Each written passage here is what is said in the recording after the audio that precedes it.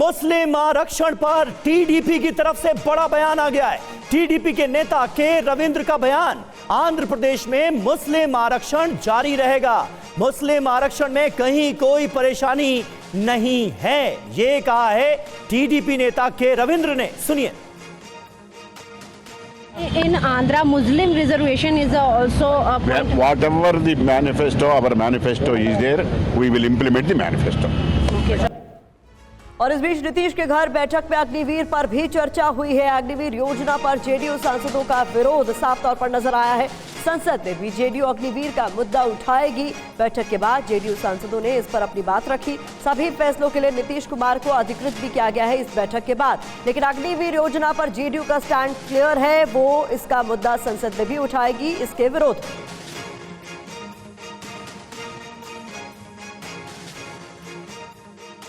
और देखिए बड़ी खबर, नीतीश के घर पहुंचे बीजेपी सांसद संजय जायसवाल। नीतीश के घर पर जेडीयू सांसदों की बैठक चल रही थी, ये बैठक अब खत्म हो चुकी है और अब बीजेपी सांसद संजय जायसवाल पहुंचे हैं नीतीश कुमार के घर।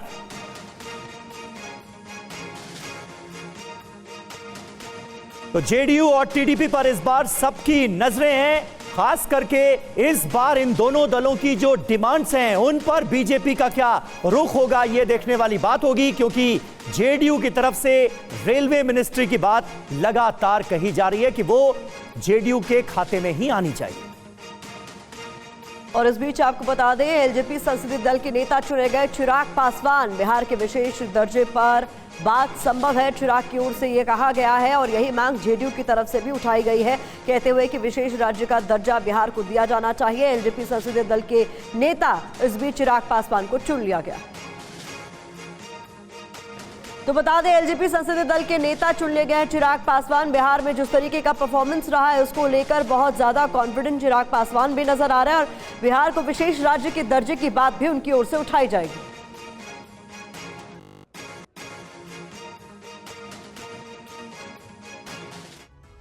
और देखिए हमारे तमाम संवाददाता, तमाम सहयोगी इस वक्त हमारे साथ जुड़ रहे हैं, जल्दी से उनका रुख करते हैं। आनंद प्रकाश पांडे हमारे संवाददाता इस वक्त संसद भवन पहुंच चुके हैं, वहां से हमारे साथ लाइव मौजूद हैं। नीतीश कुमार के घर, जहां पर थोड़ी देर पहले जेडीयू की मीटिंग चल रही थी, सुमंत कुमार वहां से हर अपडेट हम तक पहुंचा रहे हैं। और स्टूडियो में हमारे खास मेहमान वरिष्ठ पत्रकार हर्षवर्धन त्रिपाठी जी भी हमारे साथ मौजूद हैं। बीजेपी के प्रवक्ता तुहिन सिन्हा इस वक्त हमारे साथ जुड़ चुके हैं। कीर्ति निधि पांडे प्रवक्ता समाजवादी पार्टी की, वो हमारे साथ मौजूद हैं। और सारिका सिंह प्रवक्ता कांग्रेस पार्टी की हमारे साथ इस वक्त जुड़ रही हैं। लेकिन सबसे पहले आनंद, अब आपके पास आऊंगा, क्योंकि एनडीए के संसदीय दल की मीटिंग होने जा रही है जिसमें प्रधानमंत्री कौन चुना जाएगा यह तय होना है, नरेंद्र मोदी चुने जाएंगे यह भी लगभग तय है। लेकिन उससे पहले एनडीए के दो महत्वपूर्ण सहयोगी दल जेडीयू और टीडीपी की तरफ से जो बातें कही जा रही हैं वो भी बहुत महत्वपूर्ण है। टीडीपी मुस्लिम आरक्षण में पर अपनी प्रतिबद्धता का इजहार कर रही है, दूसरी तरफ जेडीयू अग्निवीर योजना का बार बार जिक्र कर रही है। ये मुद्दे भी डिस्कस होंगे क्या? देखिए, आज जो बैठक होने वाली है उसके लिए लगभग सब लोग यहाँ पहुँच चुके हैं। संविधान सदन के सेंट्रल हॉल में सब पहुँच गए हैं और तमाम जो बीजेपी और एनडीए के सांसद पहुँचे उनका रजिस्ट्रेशन कराया जा रहा है, यानी कि उनका नाम लिखवाया जा रहा है और आगे उनके हस्ताक्षर कराए जा रहे हैं। और यही सूची बाद में जब राष्ट्रपति के पास सरकार बनाने का दावा पेश करने के लिए नरेंद्र मोदी जाएंगे तो वो राष्ट्रपति को सौंपा जाएगा। इसमें तमाम सांसदों के साइन और नाम होंगे। और हम आपको बता दें कि अब से कुछ देर में ये बैठक शुरू होने वाली, लगभग सब पहुँच चुके, बस इंतजार प्रधानमंत्री नरेंद्र मोदी का हो रहा है। और रही बात मांग की, तो जैसा कि आपने कहा कि टीडीपी या फिर जेडीयू, इनका जो अपना मैनिफेस्टो है वो उस मैनिफेस्टो को लागू करने के लिए स्वतंत्र है, लेकिन बीजेपी का कहना है कि अगर नेशनल स्तर पर कुछ होता है तो सबसे बातचीत करने के बाद ही होगा।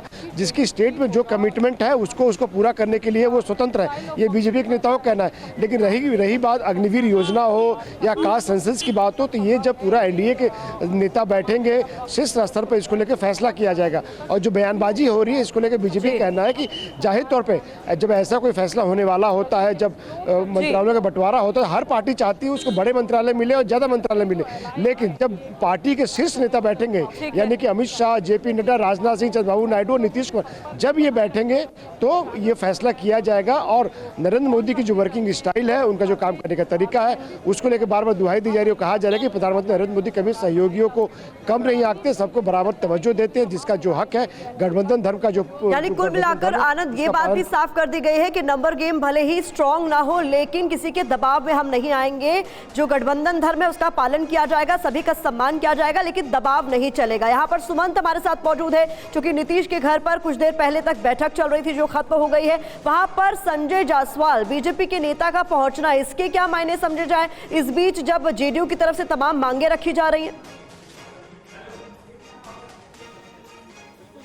देखिए, मैं आपको साफ बता दूं प्रतिमा, संजय जायसवाल से जब हम लोगों ने पूछा तो उन्होंने ये कहा कि हम आई कार्ड लेके आए हैं नए सांसदों का, लेकिन ये से एक टोकन ऑफ जेस्चर माना जा रहा है कि कहीं ना कहीं अभी मैं बता दूं कि नीतीश कुमार अभी अपने आवास के भीतर ही मौजूद हैं। बैठक भले ही प्रतिमा खत्म हो गई हो, ज्यादातर लोकसभा के सांसद संसद भवन के लिए निकल चुके हैं, लेकिन इस वक्त नीतीश कुमार, ललन सिंह और जो राज्यसभा सांसद है जदयू के संजय झा, ये तीनों अभी अंदर ही मौजूद हैं। थोड़ी देर पहले संजय जायसवाल आए थे, कुछ देर अंदर रुके और जब निकले माना यही जा रहा है कि एक तरीके से नीतीश कुमार को सम्मान देने के लिए पार्टी की तरफ से उन्हें भेजा गया था। लेकिन जो दो तीन बातें हैं जो अभी बैठक से जो प्रतिमा जो सांसद निकले, उनका साफ तौर से कई सांसदों ने कहा ठीक है कि गिरधारी लाल यादव बांका से सांसद, उन्होंने कहा कि अग्निवीर का जो योजना है ये गलत है, इस मुद्दे को बीजेपी जदयू जो है संसद में उठाएगी। दूसरी बात, लवली आनंद ने रेल मंत्रालय की बात की, अब से थोड़ी देर पहले उनके पति जो आनंद मोहन जदयू के नेता, उन्होंने भी कहा। तो अब कहीं ना कहीं ये लोग तो भले निकल गए हो, लेकिन ये जो समीर अभी जो बैठक चल रही है, इस बैठक को अहम माना जा रहा है। और सबसे अहम फैसला ये कि सभी सांसदों ने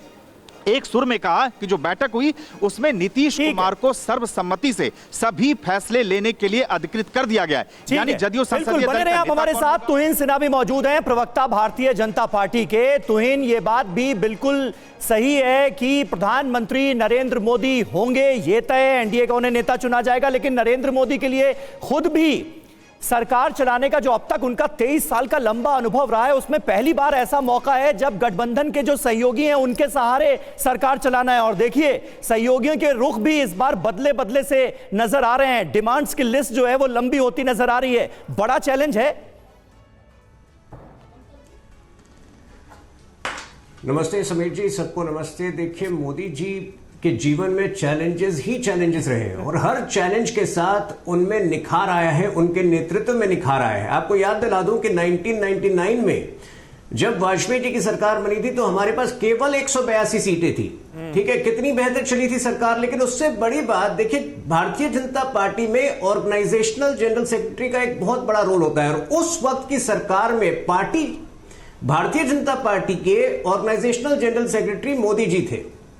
तो इसीलिए ऐसा नहीं है कि कोएलिशन पॉलिटिक्स का अनुभव उन्हें नहीं है और वो बहुत जल्दी जो है नई परिस्थितियों और नए चैलेंजेस को स्वीकार करते हैं, उसके अनुकूल जो है खुद को अडेप्ट करते हैं।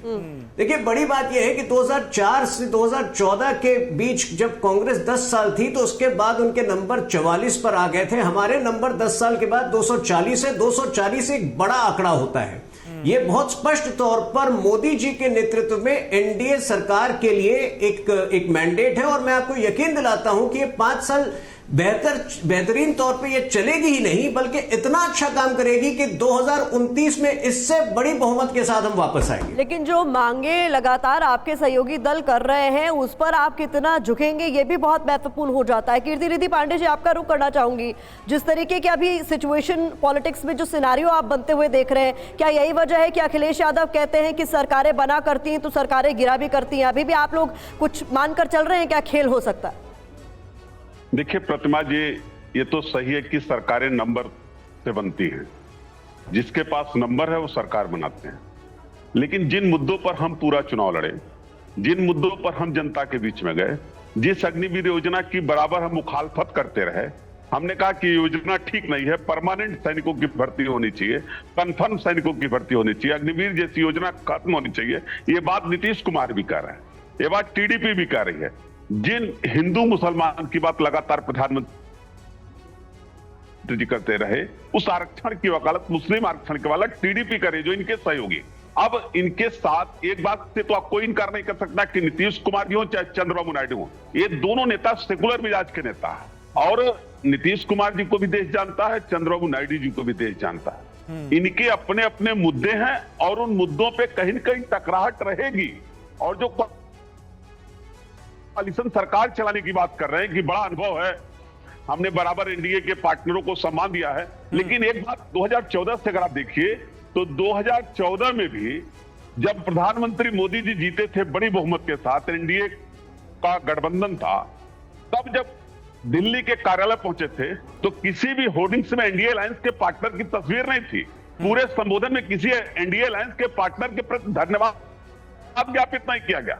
वही हाल 2019 में रहा, लेकिन 24 में जैसे सिनेरियो बदला, जैसे परिस्थितियां बदली, संख्या बल बदला, वैसे परिवर्तन दिखने लगा। कोalition पार्टनर्स की फोटो लगने लगी, विशेष रूप से नीतीश बाबू को, चंद्रबाबू को धन्यवाद देने लगे देश के प्रधानमंत्री। तो इस बार का जो रास्ता है वो बहुत आसान नहीं है। इस बार इनके सहयोगी दल भी उन तमाम मुद्दों पर विपक्ष के साथ खड़े नजर आएंगे जो विपक्ष उठाता रहा है। अग्निवीर योजना के खिलाफ भी है नीतीश। ठीक है, सारिका सिंह जी भी हमारे साथ मौजूद हैं, प्रवक्ता कांग्रेस पार्टी की। सारिका जी, आप कैसे देख रही हैं? चैलेंजेस का जिक्र तो लगातार हो रहा है और साथ ही साथ मैं एक बात और देख रहा हूं, नीतीश कुमार और चंद्रबाबू नायडू को लेकर एक पॉजिटिविटी नजर आ रही है इंडिया गठबंधन को, और बार बार यह जिक्र हो रहा है कि भाई देखिए ये सेक्युलर क्रेडेंशियल वाले नेता हैं। क्या अभी भी आगे के लिए सरकार बन जाए, नरेंद्र मोदी प्रधानमंत्री बन जाएं, पर आगे के लिए आप लोग संभावना तलाश रहे हैं क्या इन 5 सालों में भी?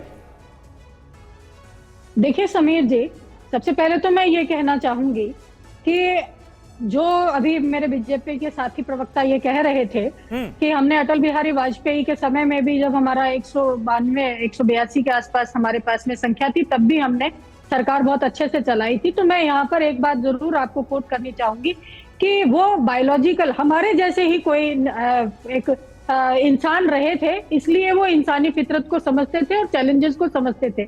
जब नरेंद्र मोदी जी एक सार्वजनिक इंटरव्यू में ये कह रहे हैं कि मैं बायोलॉजिकल नहीं हूं और मैं बिल्कुल परमात्मा का पुत्र हूं, तो उनसे इस तरीके की उम्मीद करना कि दुनिया के दांवपेच कैसे होंगे, वो कैसे चलाएंगे, इसमें मुझे थोड़ा सा संशय है।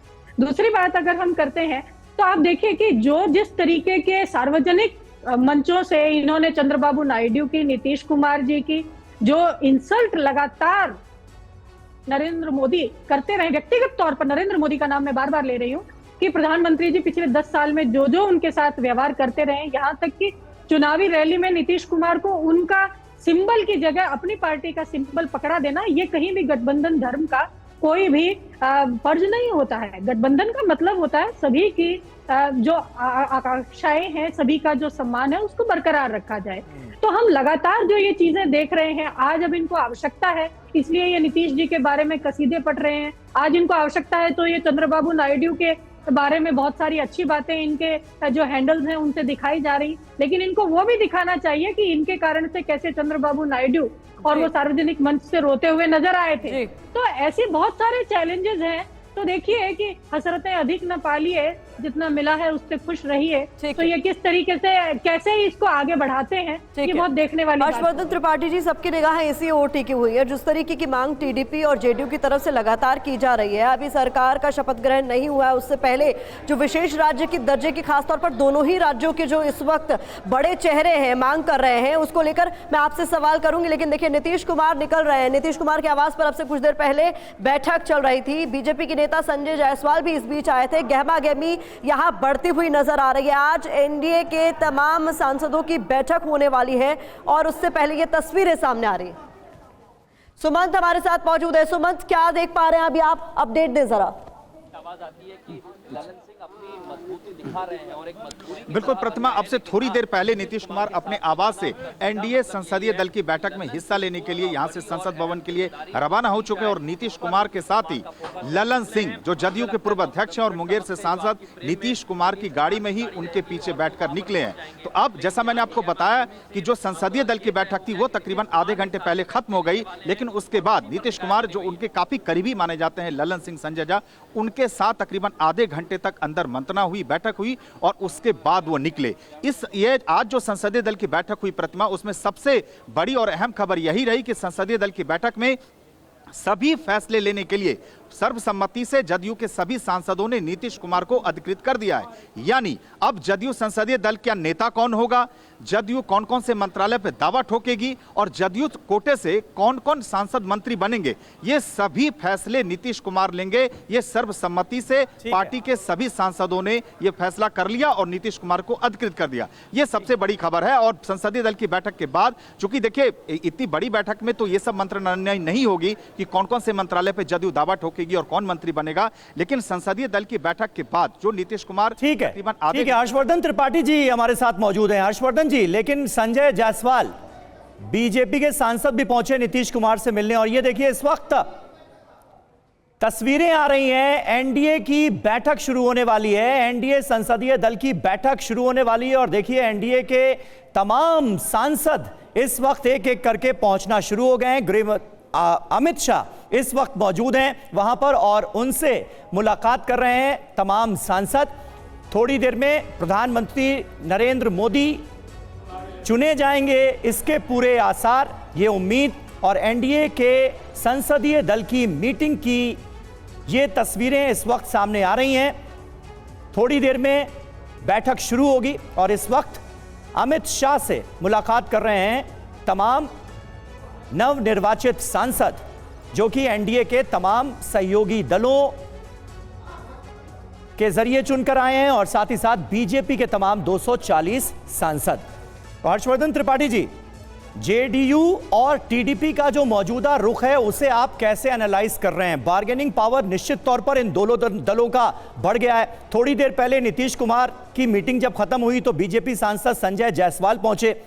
क्या कहा गया होगा इस मुलाकात में? रुको जरा, सब्र करो, ये बड़ा चलता है सोशल मीडिया पर। नहीं, मुझे नहीं लगता। देखिए एक बात मैं अपने जो थोड़ा बहुत अनुभव है, बहुत लोगों को बहुत सारा अनुभव होगा अंदर का, ऐसे बार्गेन होता नहीं है जैसे टीवी चैनल पर चलता है कि 5 मंत्री मांग लिया, विधानसभा अध्यक्ष मांग लिया। ये कई बार जो रिपोर्टर होते हैं, पत्रकार होते हैं, जो उनके मन की भी बड़ी चीज होती है। जो बड़ा नेता होता है, उनके जो नजदीकी लोग होते हैं वो आके बता देते हैं कि अरे ये चाह रहे हैं, या जो पहले उनको मंत्रालय मिले होते हैं उसके आधार पर वो कह देते हैं कि अरे भाई हमको ये चाहिए। मुझे नहीं लगता कि नरेंद्र मोदी, अमित शाह, जगत प्रकाश नड्डा के अलावा किसी से भी टीडीपी या जनता दल यूनाइटेड के नेता या एकनाथ शिंदे की पार्टी के नेता या चिराग पासवान ये किसी और से कोई और बात कर रहे होंगे। मुझे लगता है कि वो सारे लोग जब बैठेंगे बातचीत करेंगे। और देखिए जिस तरह से नीतीश कुमार ने प्रधानमंत्री नरेंद्र मोदी से कहा कि जल्दी करिए, ये बार बार खूब इसकी चर्चा हुई कि उन्होंने कहा जल्दी करिए और सर्वसम्मति से सभी एनडीए के साथियों ने। मुझे नहीं लगता कि कहीं भी कोई बार्गेन जैसी स्थिति है। हाँ, राजनीति करने वाला अपने लिए अच्छा पद चाहेगा और उसे चाहना भी चाहिए। ये सवाल चुनौतियों को लेकर इसलिए भी पूछा जा रहा है कि 2018 में ही टीडीपी ने जब साथ छोड़ा था विशेष राज्य की दर्जे की मांग को लेकर एनडीए का, तो इस बार भी अगर वो मांग उतनी ही पुरजोर तरीके से उठाई गई और नहीं मानती हुई नजर आती है, क्या उस पर कोई ध्यान दिया जा रहा है, तो चंद्रबाबू नायडू एक बार फिर से वो कदम उठा सकते और मुसीबत पैदा कर सकते। अगर कांग्रेस की सीटें 150, पौने 200 होती, 200 के आसपास होती, एक ऐसा गठजोड़ बनता कि सिर्फ चंद्रबाबू नायडू के आने से वो 272 प्लस हो जाते थे, तो ये हो सकता था।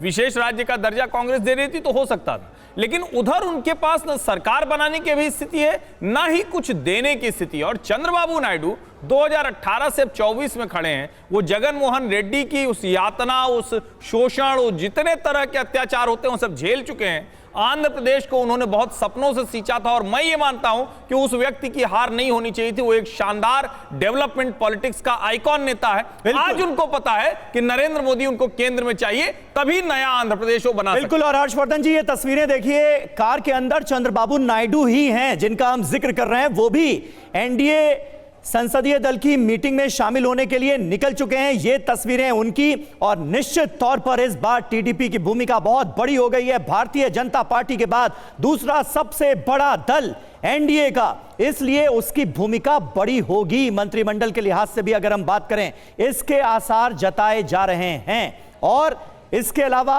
जेडीयू, जो कि तीसरे नंबर की पार्टी है, 12 सांसदों के साथ। हमारे सहयोगी आमोद राय ने धर्मेंद्र प्रधान से बात की है, सुनते हैं ये बातचीत भी।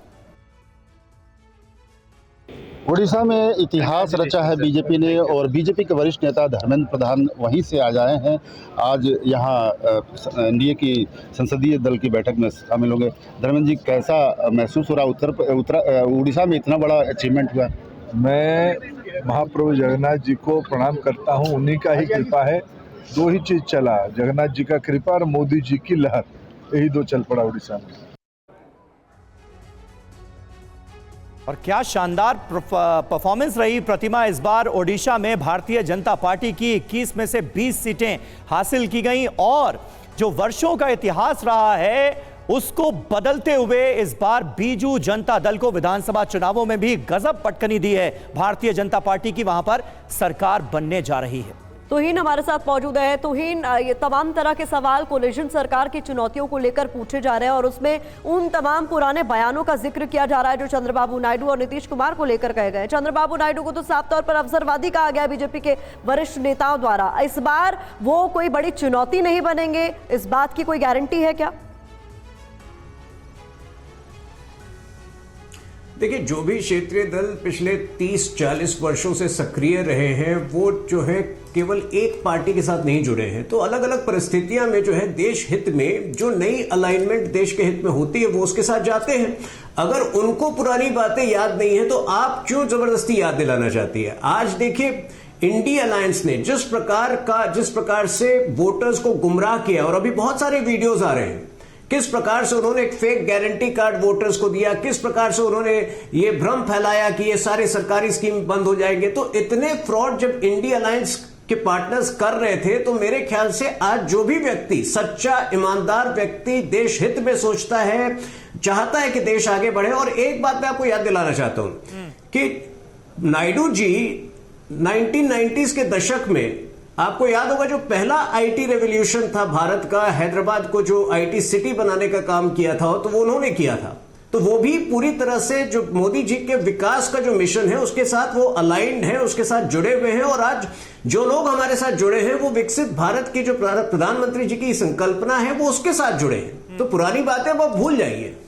ठीक है, पुरानी बातें भूल जाइए, लेकिन याद भी तुहिन भाई इन्हीं दलों की तरफ से दिलाया जा रहा है बार बार। अब टीडीपी के नेता आकर कहते हैं कि भाई मुस्लिम आरक्षण जो है उसे कहीं कोई समस्या नहीं है आंध्र प्रदेश में। आप लोग इसके खिलाफ बहुत मुखर रहे पूरे चुनाव प्रचार के दौरान। बहरहाल सारिका जी हमारे साथ मौजूद हैं। सारिका जी, जिस बात का जिक्र अभी तुहिन कर रहे थे, बड़ी इंपॉर्टेंट बात है वो बार बार ये कह रहे हैं कि देखिए एक तरह का भ्रम फैलाने की कोशिश की गई, झूठ फैलाने की कोशिश की गई चुनाव प्रचार में, आरक्षण को लेकर और भी कई बातों को लेकर, जिसका असर हुआ। आप मानती हैं क्या कि इसका असर पड़ा है? क्योंकि हमने देखा वो लंबी लंबी कतारें लग गई हैं कांग्रेस पार्टी के दफ्तर के सामने महिलाओं की, जिसमें आप लोगों ने जो पैम्फलेट छापे थे उसके पीछे एक फॉर्म था, फॉर्म भर के लोग पहुंच गए कि 8,500 रुपए अब डिपॉजिट होने शुरू हो जाएंगे अकाउंट में। तो भ्रम फैलाया गया क्या?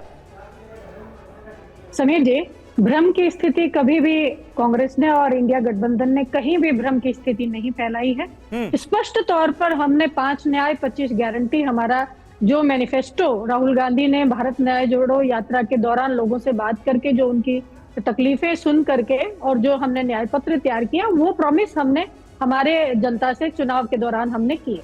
और रही बात आप भ्रम फैलाने की अगर बात करते हैं तो कर्नाटक में आप जा सकते हैं, हिमाचल में देख सकते हैं, जहां जहां हमारी तेलंगाना में अभी हमारी रिसेंटली जहां सरकार बनी है, जैसे ही जो भी चुनावी वादे हमने किए सरकार बनने के तुरंत बाद कॉमन मिनिमम प्रोग्राम बना करके और उन गारंटीज को हमने इम्प्लीमेंट करने का काम शुरू कर दिया है। दूसरी बात जो अभी मुझसे पूर्व कहा जा रहा था कि किस तरीके से हमने बहुत सारे स्टेट्स के अंदर ये किया है और लोगों को हमने सही बातें कह करके, हमारी बातें बता करके उनको इन्फ्लुएंस किया, तो मैं जरा उत्तर प्रदेश में याद दिलाना चाहती हूँ जहां ये आधे से कम पे रह गए, जबकि ये वहां पर इनकी सरकार भी है और वहां पर सारी की सारी मशीनरी को भी इन्होंने उपयोग किया है, फिर ये 33 पर ही सिमट के क्यों रह गए हैं, कृपया बता दें। और महाराष्ट्र की स्थिति आप देख लीजिए, जहां ये पिछले पूरे 5 साल से कोशिश कर रहे हैं कि चुनी हुई सरकार को किस तरीके से गिराया जाए, महाराष्ट्र की जनता का अपमान किया जाए, शिवसेना को तोड़ा, फिर शरद पवार की आईएनसी की पार्टी को तोड़ा और आज नतीजे इनके सामने हैं। तो जो तोड़ फोड़ की राजनीति ये कर रहे हैं, और अभी आप देखिएगा, अभी तो जुम्मा 4 दिन हुए हैं, अभी तो सरकार ही नहीं बनी है। इनके नरेंद्र मोदी और अमित शाह के नेचर के अंदर ये चीज है नहीं कि वे दूसरे लोगों को कुछ सम्मान दे। यहाँ तक कि आप इनकी पार्टी की स्थिति अगर हम देखते हैं, राजनाथ जैसे इतने कद्दावर नेता को इन्होंने साइडलाइन कर दिया। मैं राजस्थान से आती हूँ, वसुंधरा की स्थिति आज क्या है, रमन सिंह की स्थिति देख लीजिए, शिवराज चौहान की देख लीजिए, नितिन गडकरी की देख लीजिए। तो जब उन लोगों को इन्होंने 10 साल जब ये पूरे पावर में थे, उनको बोलने की तक की आजादी नहीं दी, और आज जब इनको आवश्यकता है, आज जब इनको पता है कि हमारे इस बीच मुझे एक बार अपने सहयोगी आनंद प्रकाश पांडे का भी रुख करना होगा, क्योंकि वो ग्राउंड पर मौजूद है, एनडीए संसदीय दल की बैठक पर लगातार नजर बनाए हुए हैं। आनंद, वहां का अपडेट तो दीजिए गए, लेकिन एक सवाल जो इस बार पूछा जा रहा है वो ये कि अपने दम पर चूंकि बीजेपी को बहुमत नहीं मिला, ऐसे में कई उसके ऐसे एजेंडे हैं जिसे उसे किनारे करना पड़ सकता है, उसको लेकर क्या सुगबुगाहट नजर आती है? बिल्कुल जाहिर तौर पर जब आप गठबंधन की सरकार चलाते हो तो आपको कोई बड़ा फैसला लेना होता है जिसमें जो आपके सहयोगी हैं उनके भी हित प्रभावित होते हैं या कहीं न कहीं क्लैश होते हैं, तो आपको गठबंधन के सहयोगियों को भी भरोसे में लेना होगा।